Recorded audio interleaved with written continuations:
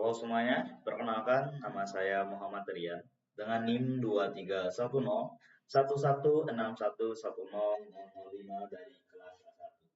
Saya merupakan mahasiswa Universitas Lambung Mangkurat dengan program studi Pendidikan Bahasa dan Sastra Indonesia.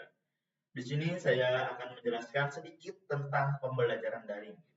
Pembelajaran daring itu merupakan suatu proses belajar mengajar yang dilakukan secara daring dengan memanfaatkan media jaringan internet serta teknologi digital sebagai media pembelajarannya. Dalam pembelajaran daring, interaksi antara pendidik dan peserta didik itu tidak terjadi secara tatap muka ataupun terjadi secara langsung, melainkan dibantu oleh platform digital ataupun platform virtual gitu seperti LMS, Google Meet, Zoom ataupun Classroom sebagai media tempat belajarnya gitu. Jadi kegiatan belajar mengajarnya itu tidak terjadi di kelas secara langsung, melainkan terjadi secara virtual melalui media-media tadi, pembelajaran daring gitu. Memungkinkan peserta didik untuk mengakses materi pembelajaran dari mana saja dan kapan saja gitu.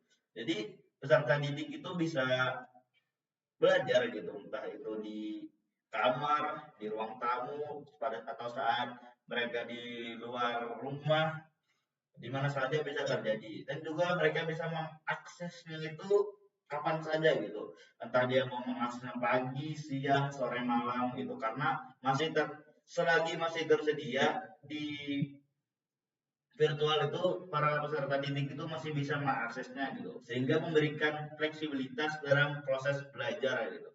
Namun keberhasilan dalam pembelajaran daring ini sangat bergantung pada kesiapan teknologi, kompetensi digital serta komitmen belajar dari peserta didik dan pendidik gitu.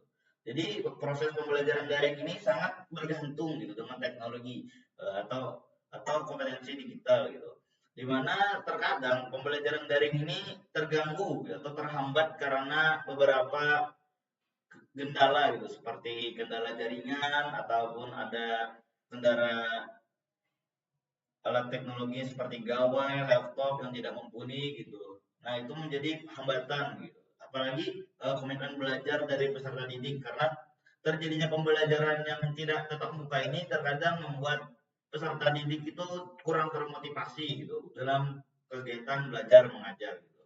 Nah, di Indonesia sendiri pembelajaran daring ini mulai sering digunakan atau sering eksis gitu karena secara luas itu terjadi saat pandemi COVID-19 pada tahun 2020 gitu.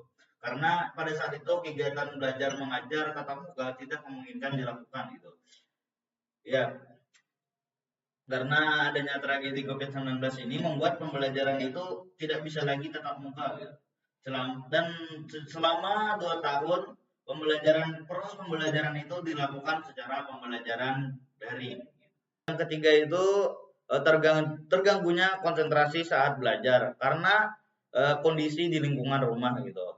Nah, lingkungan rumah yang kurang kondusif ya, seperti suara bising ataupun ada orang rumah yang kesana kemari gitu, itu membuat konsentrasi peserta didik itu terganggu gitu.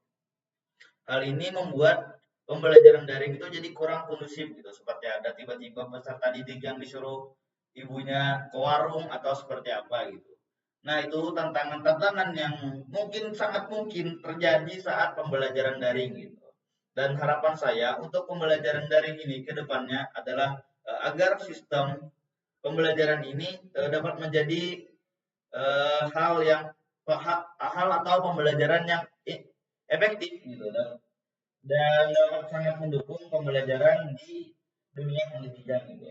Diharapkan pembelajaran daring ini tidak hanya menjadi solusi sementara saja gitu, seperti saat terjadinya COVID-19 gitu. Namun tetapi tetap bisa berkembang gitu menjadi metode yang setara dengan pembelajaran tatap muka dalam hal kualitas ataupun hasil pembelajaran gitu. Untuk itu agar pembelajaran daring itu bisa meningkat gitu, dibutuhkan peningkatannya akses terhadap teknologi dan internet yang merata gitu. Nah, diharapkannya itu di mana semua peserta didik itu bisa mengakses internet gitu dengan gampang, dengan mudah.